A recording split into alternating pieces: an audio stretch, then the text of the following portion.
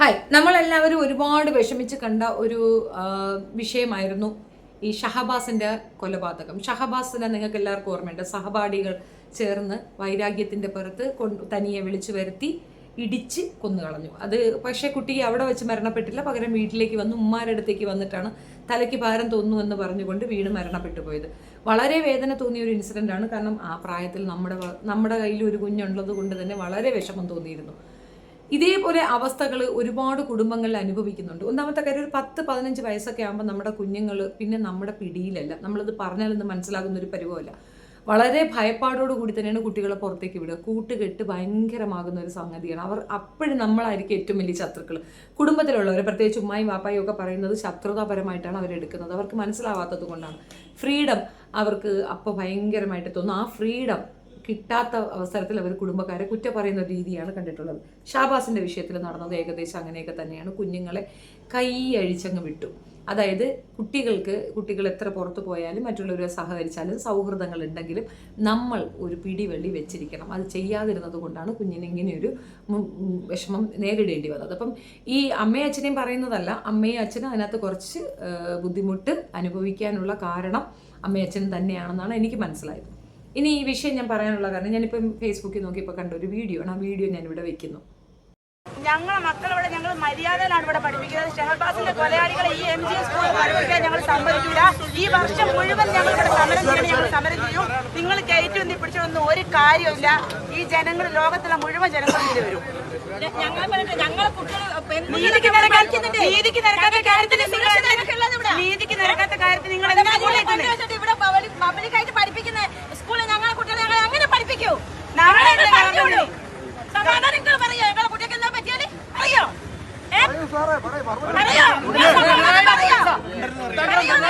സമാധാനം ഇങ്ങനെ പറയോ? ഞങ്ങളെ മക്കൾക്ക് എന്തൊക്കെ സംഭവിച്ചാൽ നിങ്ങൾ സമാധാനം പറയോ? നിങ്ങളടുത്ത് വന്നൊരു പെറ്റീഷൻ തന്നിട്ട് അത് വലിച്ചിട്ട് ചവിട്ടുപെട്ട കൊടുത്തപ്പെട്ടവരാ, മനസ്സിലായിക്കുന്നോ? അത് തിരിഞ്ഞു നോക്കാൻ കൂടി ചെയ്യൂല. എന്തായാലും എഴുതിയെന്നുള്ളത് വളരെ നല്ല തീരുമാനമാണ്, വളരെ നല്ല തീരുമാനം. സാധാരണ ഈ പ്രായത്തിലുള്ള കുട്ടികൾ എന്തെങ്കിലും തെറ്റ് ചെയ്തു കഴിഞ്ഞാൽ ഒരു കേസും ഉണ്ടാകാറില്ല. ഒരു കേസും ഉണ്ടാകാറില്ലെന്ന് മാത്രമല്ല, അവരെ സംരക്ഷിക്കുന്ന ഒരു പരിപാടിയുണ്ട്. വേണമെങ്കിൽ ഒരു ഉദാഹരണം പറയാം. നിർഭയ കൊലക്കേസ് നിങ്ങളൊക്കെ ഓർമ്മയുണ്ടാവില്ല. നിർഭയ കൊലക്കേസ് വളരെ പ്രശസ്തി നേടിയ ഒരു ഇതാണ്. 11ഓളം പേര് വരുന്ന ആൾക്കാരാണ് അതിനകത്ത് പാർട്ടിസിപ്പേറ്റ് ചെയ്തിരുന്നത്. 12 പേരോളം ഉണ്ട്. അതിലെ ഒരു വ്യക്തിക്ക് 17 വയസ്സേ ഉള്ളൂ. 17 വയസ്സുള്ള പയ്യനാണ് ഏറ്റവും ബ്രുട്ടാലിറ്റി ആ കുട്ടിയോട് കാണിച്ചത്. അത് എങ്ങനെയെന്ന് പറഞ്ഞു കഴിഞ്ഞാൽ, ഇവരെല്ലാവരും ആ കുട്ടിയെ റേപ്പ് ചെയ്തിട്ടുണ്ട്. പക്ഷേ ഈവൻ റേപ്പ് ചെയ്തത് പോരാതെ അവർ റോഡ് കുത്തി കയറ്റിയിട്ടുണ്ട്. അതിൻ്റെ വജേനയിൽ റോഡെന്ന് പറയുമ്പോൾ നമ്മൾ ബസ്സിന് ഓടിക്കുന്ന ആ ലിവറില്ലേ, അതെടുത്ത് കുത്തി കയറ്റി ആ കുട്ടിയുടെ ഇൻറ്റേർണൽ ബ്ലീഡിങ് ഉണ്ടായി. അങ്ങനെയാണ് ആ കുട്ടി രക്ഷപ്പെടാതെ മരണപ്പെട്ടു പോയത്. അതും ജീവനോട് ആ വേദന അത് അനുഭവിച്ചു എന്നുള്ളത് ഓർത്തു വേണം. എന്നെ പുറത്തേക്ക് എടുത്തിടുമ്പോൾ വിവസ്ത്രയായി എടുത്തിട്ടിരിക്കുന്നു. ഇതൊക്കെ മുതിർന്നവർ കാണിക്കുമ്പോൾ അവനും കൂടെ ചേർന്ന് അവർക്കൊപ്പം ഇത് ചെയ്തിട്ടുണ്ട്. എന്നിട്ട് എന്തായിരുന്നു പണിഷ്മെൻറ്റ്? എനിക്കൊന്ന് ഓൾമോസ്റ്റ് എല്ലാവണ്ണം ചത്തു എന്ന് തോന്നുന്നു. ഈ ചെറുക്കൻ രക്ഷപ്പെട്ടു. ഈ ചെറുക്കനെ സംരക്ഷിച്ചത് ജുവനൈൽ ഹോമാണ്. എന്തുകൊണ്ട്? അത് ചെറിയ കുട്ടിയാണ്, അണ്ടർ ഏജാണ്.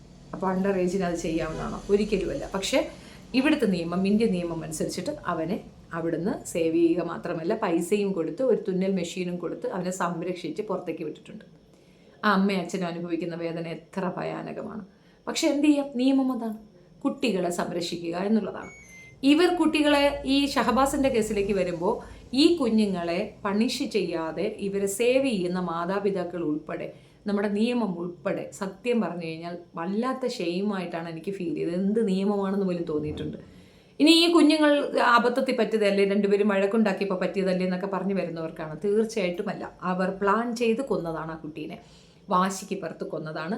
ഇവനെ അല്ലെങ്കിൽ ഇവനെ ഇങ്ങനെ തല്ലി കൊല്ലുമ്പോൾ ഇവനല്ല, ഇവൻ്റെ ഒരു കൂട്ടുകാരനാണ് നോവുന്നത്. അന്ന് ഒരുപാട് കരഞ്ഞൊരു കുട്ടിയുണ്ട്. ആ കുട്ടിക്ക് വേണ്ടിയിട്ടാണ് ഇവനെ തല്ലിക്കൊന്നത്. ഇവ ഒരു പ്രശ്നത്തിലുമുള്ള പയ്യനുമല്ല. അപ്പോൾ എന്തിനത് സംഭവിച്ചു എന്നുള്ളത് ഊഹിക്കാവുന്നതല്ലേ ഉള്ളൂ. ഒരാളെ നോവിക്കാൻ മറ്റൊരാളെ കൊന്നു കളയുക എളുപ്പ പരിപാടിയല്ലേ. ഇടി കുത്ത് ഒക്കെ ചെയ്തിട്ട് വാട്സപ്പ് ത്രൂ അവരയച്ച മെസ്സേജുകൾ കണ്ടായിരുന്നു. ഇൻസ്റ്റാഗ്രാമിൽ കൂടെ അവർ ഷെയർ ചെയ്ത വോയിസുകൾ കേട്ടിരുന്നു. അതിലൊക്കെ തന്നെ പറയുന്നുണ്ട്, എടാ കുഴപ്പമൊന്നുമില്ല, ഇത് കേസൊന്നും ആവത്തില്ല, ആൾക്കൂട്ടം അടിച്ചതുകൊണ്ട് ഇന്ന ആളെ പിടിക്കാനൊന്നും പറ്റത്തില്ല. ഈ മനുഷ്യ മൃഗങ്ങൾ വളർന്നു വന്നാൽ നാളെ ആർക്ക് എന്ത് സംഭവിക്കില്ല. ഇവരെ പ്രൊട്ടക്റ്റ് ചെയ്യുന്ന അമ്മയ്ക്കും അച്ഛനും കൂടെ അറിയാൻ വേണ്ടി പറയുന്നതാണ്, നിങ്ങളെ അവർ തട്ടും. നിങ്ങളെ അവർ ഉപദ്രവിക്കും. നമ്മളുടെ വീടുകളിൽ നിന്നാണ് നമ്മൾ ആദ്യത്തെ ശിക്ഷ കൊടുക്കേണ്ടത്. ശിക്ഷണം, പണിഷ്മെൻ്റ് അല്ല ഞാൻ പറഞ്ഞത്, അഭ്യാസം, നമ്മൾ പറഞ്ഞു കൊടുക്കണം കാര്യങ്ങൾ എന്നുള്ളതാണ്. പക്ഷേ ഇവിടെ പേരൻസ് കാണിക്കുന്ന എന്താണ്? മക്കളാണ്, മകനാണ്, സംരക്ഷിക്കണം.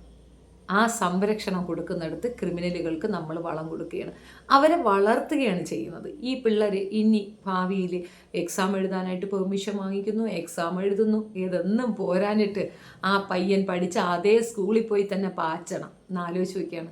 തീരുമാനം ആ കുടുംബത്തിലുള്ളവരെടുക്കേണ്ടടുത്ത് പകരം ആ നാട്ടിലുള്ളവർ, പ്രത്യേകിച്ച് അവിടെ പഠിപ്പിക്കാൻ കുട്ടികളെ വിട്ടിരിക്കുന്നവരെടുത്തിരിക്കുകയാണ്. അതൊരു ചെറിയ കാര്യമല്ല, നല്ല സമരമുറയാണ്. അതങ്ങനെ തന്നെ തീരുമാനിക്കണം. ക്രിമിനലുകൾക്ക് മക്കളുണ്ടായാൽ വീട്ടിൽ പഠിപ്പിക്കാൻ പറയണം. അതേപോലെ ക്രിമിനലുകളായ മക്കളും പഠിക്കേണ്ടത് മര്യാദയ്ക്ക് വളരുന്ന കുട്ടികൾ പഠിക്കുന്ന സ്ഥലത്തല്ല, അവരെ ജുവനൈൽ ഹോമിൽ നിർത്തി അവിടെ പഠിപ്പിക്കട്ടെ. അതാണ് ശരി. പലയിടത്തും കാണുന്ന ഒരു കാര്യമാണ്, വെറും തെണ്ടികളും കള്ളന്മാരും ക്രിമിനലുകളും ഒക്കെ ആയവരുടെ മക്കളൊക്കെ അന്തസ്സുള്ള സ്കൂളിലും കോളേജിലും പഠിക്കുന്നത്. എന്താണ് ഈ അന്തസ്സെന്ന് ചോദിച്ചു കഴിഞ്ഞാൽ, മര്യാദയ്ക്ക് ജീവിക്കുന്ന കുട്ടികൾ പഠിക്കുന്ന സ്ഥലത്തിനാണ് അന്തസ്സുള്ള ഇടമെന്ന് ഞാൻ പറയുക. അത്രയും അന്തസ്സ് കെട്ട നാറികളുടെ മക്കളെ തെരുവിൽ ഇറക്കി വിടുകയാണ് വേണ്ടത്, അല്ലെങ്കിൽ ജുവനൈൽ ഹോമിൽ കൊണ്ടിട്ട് പഠിപ്പിക്കുകയാണ് വേണ്ടത്. അപ്പോൾ ക്രിമിനൽ ബുദ്ധിയും കൊണ്ട് വെറ്റകൾ ഇറങ്ങത്തില്ല. അത് എല്ലാവർക്കും ബാധകം തന്നെ, ഓരോരുത്തർക്കും ബാധകം തന്നെയാക്കി എടുക്കണം. നമ്മുടെ കുഞ്ഞുങ്ങൾ സേഫായി പഠിക്കുക. ഈ ക്രിമിനലുകളോട് ഞങ്ങളുടെ കുട്ടികൾ പഠിച്ചാൽ ഞങ്ങളുടെ കുട്ടികൾക്കും ക്രിമിനലിസം വരുമെന്ന് അവർ ചിന്തിക്കുന്നത് തെറ്റുണ്ടോ? അതുമാത്രമല്ല, അവർ പറയുന്നൊരു പോയിന്റാണ്, ഞങ്ങളുടെ കുഞ്ഞുങ്ങൾക്ക് എന്ത് സേഫ്റ്റി? ഇവൻ ഇവന്മാർ കൂട്ടത്തിലൊരുത്തിനെ കൊന്നു കളഞ്ഞവനാ, ഇവനെ നമ്മൾ എങ്ങനെ വിശ്വസിച്ച് അവിടെ നിർത്തുന്നു? അവർ ചോദിക്കുന്ന കറക്റ്റ് അല്ലേ? ജെന്യുവനായിട്ടുള്ള ഒരു സമരമുറയാണ്. ഇതിങ്ങനെ തന്നെ ചെയ്യാൻ പാടുള്ളായിരുന്നു. അത് ആരവർക്ക് പറഞ്ഞു കൊടുത്താലും അല്ലെ അവർ സ്വയം തീരുമാനിച്ചെടുത്താലും നല്ല തീരുമാനമാണ്. ചിലയിടങ്ങളിൽ നിയമം മാറി നിൽക്കുമ്പോൾ ആ നിയമം നടപ്പിലാക്കാൻ പൊതുസമൂഹം ഇടപെടേണ്ടി വരുമെന്നുള്ളതിൻ്റെ ഏറ്റവും നല്ല ഉദാഹരണമാണ് ഇവർ ഈ കാണിച്ചത്. ഇവരുടെ ഈ സമരം വിജയിച്ച് കാണാനാണ് എനിക്ക് ആഗ്രഹം. പഠിപ്പിക്കാൻ സമ്മതിക്കരുത്, വേണ്ട, അവന്മാർ വീട്ടിൽ ഇരുന്ന് പഠിക്കട്ടെ. ഇവന്മാർ പഠിച്ചെന്ത് കാര്യം? ഇത്ര നാളും പഠിച്ചെടുത്ത് അവർക്ക് മനസ്സിലായില്ലേ സഹജീവിയെ കൊല്ലരുതെന്ന്, സഹജീവിയെ ഉപദ്രവിക്കരുതെന്ന്? മറ്റുള്ളവർക്കും ജീവിക്കാൻ അനുവാദം കൂടി നമുക്കും ജീവിക്കണമെന്നൊരു സിദ്ധാന്തം അവർക്ക് എന്തുകൊണ്ട് അറിയാൻ പറ്റാതെ പോയി? തീർച്ചയായിട്ടും പണിഷ്മെൻറ്റ് ഇങ്ങനെ തന്നെ കൊടുക്കണം. പൊതുസമൂഹത്തിൽ അവരുടെ ഫോട്ടോ റിവീൽ ചെയ്യുക മാത്രമല്ല, അവരെ പൊതുസമൂഹത്തിൽ ഒറ്റപ്പെടുത്തണം. അപ്പം ചോദിക്കും, ഇനിയിപ്പോൾ അവർ വേറെ എന്താ ചെയ്യണം? അവരൊന്നും ചെയ്യാനില്ല. അവർക്ക് കിട്ടേണ്ട പണിഷ്മെൻറ്റ് പൂർണ്ണമായി കിട്ടിയാൽ മനസ്സ് നന്നായി നമ്മൾ വിശ്വസിക്കാൻ ജയിലിൽ കൊണ്ടിടണം. 7 വർഷമെങ്കിലും അവരെ ജയിലിലിടണം മിനിമം. ഒരു രീതിയിലുള്ള ആനുകൂല്യങ്ങളും അവർക്ക് കൊടുക്കാൻ പാടില്ല. കുഞ്ഞുങ്ങളാണെന്ന് നമ്മൾ കൺസിഡറേഷൻ കൊടുക്കരുത്. അതെന്താണ് കൺസിഡറേഷൻ? അതാണ് ഞാൻ നിർഭയ കൊലക്കേസുമായിട്ട് ഇതിനെ ടാലി ചെയ്തത്. ഏറ്റവും ബ്രൂട്ടലായിട്ട് കൊന്നത് അവളെ കൊന്നത് അവനാണ്. പക്ഷെ 17 വയസ്സെന്നുള്ള ഒരൊറ്റ കാരണം കൊണ്ട് അവൻ രക്ഷപ്പെട്ടു. ബാക്കിയുള്ളവരൊക്കെ പണിഷ്മെൻറ്റ് അനുഭവിക്കേണ്ടി വന്നു. ഒരുത്തൻ തൂങ്ങിച്ചത്തു, കാരണം കുറ്റബോധം താങ്ങാതെ തൂങ്ങിച്ചത്തു. നിങ്ങൾ ചെയ്യുമ്പോൾ ഓർത്തില്ലേ? ഇതുപോലെ തന്നെ ഇവനൊക്കെ കുറ്റബോധം ഉണ്ടെങ്കിൽ തൂങ്ങിച്ചാവാൻ പറ, ജീവിച്ചിരുന്നിട്ട് കാര്യമില്ല. ഇവനെയൊന്നും വിശ്വസിച്ച് പൊതുസമൂഹത്തിൽ ഇറക്കി വിടാൻ പറ്റത്തില്ല. ഇവനൊക്കെ ക്രിമിനലുകളാണ്, ക്രിമിനലുകളുടെ മക്കളാണ് ക്രിമിനലുകളാകുന്നത്, അതിൽ തർക്കമേ വേണ്ട. ആ തന്തയും തള്ളയും ഈ കുട്ടികളെ പ്രൊട്ടക്റ്റ് ചെയ്യാൻ കിടന്ന് ഓടുന്നത് കാണുന്നത് നിങ്ങൾക്ക് മനസ്സിലാവുന്നില്ല അവർ ക്രിമിനലാണെന്ന്. അവർ ക്രിമിനലാണ്. പണം കൊണ്ട് എന്ത് വിലയ്ക്ക് എടുക്കാമെന്ന് ചിന്തിക്കരുത്.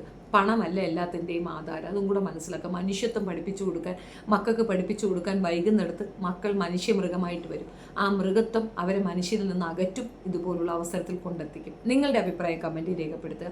വീഡിയോ ഇഷ്ടപ്പെടുകയാണെങ്കിൽ ലൈക്ക് ചെയ്യണം, ഷെയർ ചെയ്യണം ആൻഡ് സബ്സ്ക്രൈബ് മൈ ചാനൽ.